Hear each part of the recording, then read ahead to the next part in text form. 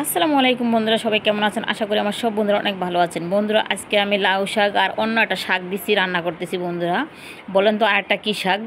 লাউ শাকের সাথে আরেকটা খুব মজার একটা শাক আছে বন্ধুরা। বন্ধুরা, আমি শাকটা এখন রান্না করে তারপরে আমি ভাত খাবো। বন্ধুরা, আমি দেখেন শাকটা সুন্দরভাবে ধুয়ে নিয়েছি, তারপরে এখন রান্না করব। রান্না করে আমি ভাত খাবো। কারণ বন্ধুরা, শাক ভাত আর হলো ভর্তা আমার কাছে খুব মজা লাগে বন্ধুরা। যেহেতু সোয়ানা চিন্তার স্কুল বন্ধ, এই জন্য আমি চিন্তা করলাম আজকে শাকটা রান্না করে ফেলি। এখন আমি খাবো দাবো। এই দেখেন আমি রান্না করে ফেলেছি বন্ধুরা শাকটা। তারপরে আমি কী করলাম বন্ধুরা, শাক দেখে তো আমার একদম সহ্য হইতেছে না। তারপরে আমি কী করলাম, খেতে এসে পড়ছি। এই দেখেন কত সুন্দর করে আমি শাকটা রান্না করছি। শাক ভাত খেয়ে তারপরে আমি ভর্তা বানাবো বন্ধুরা।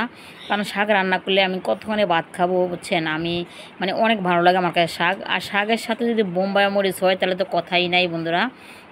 তারপরে দেখেন বন্ধুরা, আমি একটা বোমা মরিচ নিয়ে নিছি। আর কালকার মাংস রান্না ছিল, সেই মাংস একটা পিস নিয়ে নিছি বন্ধুরা। তারপরে বন্ধুরা আমি এখন শাক দিয়ে ভাত খাবো। তারপরে আমি আবার ভর্তাও করবো বন্ধুরা। ভর্তা আমি রেডি করে রাখি আসছি, এখনও বানাই নাই। দেখেন বিসমিল্লাহির রহমানির রহিম। বন্ধুরা আমার শাক অনেক পছন্দ। আর যদি হয় লাউ শাক, তার সাথে আরেকটা শাক আছে বন্ধুরা, এটা আরও মজা লাগে। ওই শাকটার নাম আপনারা বলবেন কী শাক ছিল লাউ শাকের সাথে বন্ধুরা। আমার প্রিয় বন্ধুরা, গরম গরম ভাতের সাথে বোম্বাই মরিচ আর শাক ভাজি, আবার সাথে মুরগিও আছে বন্ধুরা, মুরগি রান্না আছে বন্ধুরা। যদি ভালো লাগে বন্ধুরা আমার ভিডিওটা অবশ্যই লাইক দিবেন, কমেন্ট করবেন, সাবস্ক্রাইব করবেন আমার প্রাণ প্রিয় কলিজার বন্ধুরা।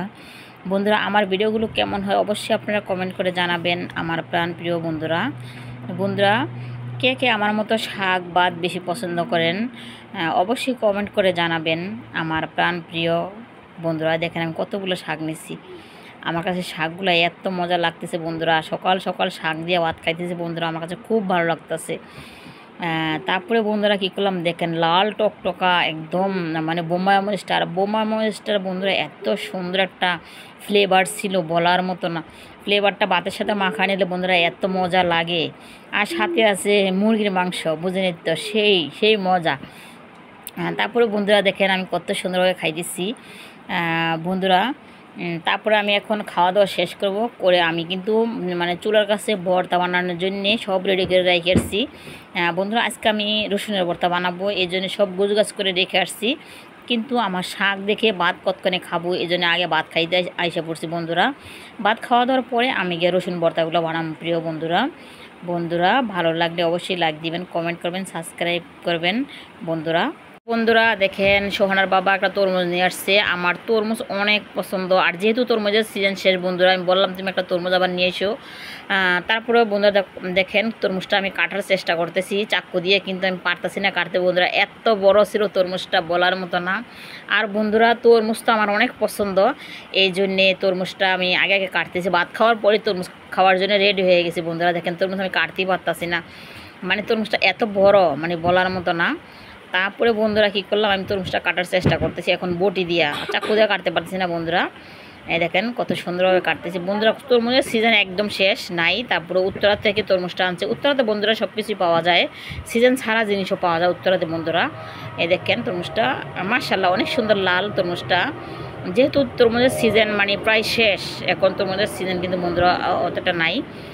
দেখেন অনেক মিষ্টি কিন্তু বন্ধুরা তরমুজটা ছিল। তারপরে বন্ধুরা তরমুজটা আমি পিস পিস করে এখন কেটে নিব, কেটে তারপরে আমি খাবো বন্ধুরা। এই দেখেন কত সুন্দর করে। আর বন্ধুরা আমি তরমুজ এভাবে খাইতে আমার কাছে খুব ভালো লাগে। তারপরে বন্ধুরা দেখেন তরমুজটা খেয়ে টেস্ট করতেছি, খুব মিষ্টি ছিল। আর বন্ধুরা আমও আমার অনেক পছন্দ বন্ধুরা।